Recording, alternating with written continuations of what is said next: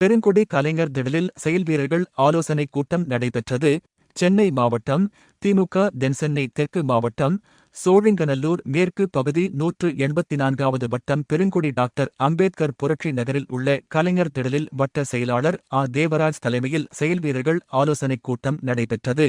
இக்கூட்டத்தில் சோழிங்கநல்லூர் சட்டமன்ற உறுப்பினரும் மத்திய பகுதி செயலாளருமான அரவிந்த் ரமேஷ் மற்றும் மாவட்ட பொருளாளரும் செயல் வீரர்கள் கூட்டத்தின் தொகுதி பொறுப்பாளருமான வேளச்சேரி பாஸ்கரன் MC மற்றும் சென்னை மாநகராட்சி 14வது மண்டலக்குழு தலைவரும் மேற்கு பகுதி செயலாளருமான V ரவிச்சந்திரன் ஆகியோர் பங்கேற்று சிறப்புரையாற்றினர்.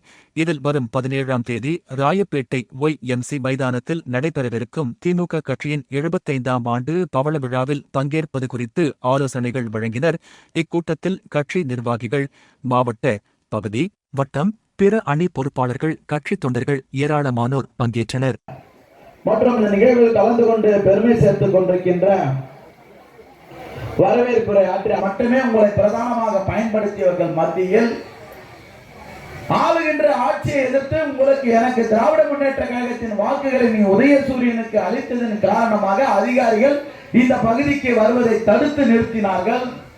முதல் முறை மழை பெய்த போது அப்போது உங்கள் இந்த பகுதியினுடைய ஆய்வு செய்து நம் மேடையில் அமர்ந்திருக்கின்ற வட்டக்கழக செயலாளர் அப்பொழுது வெங்கடேசன், நம்முடைய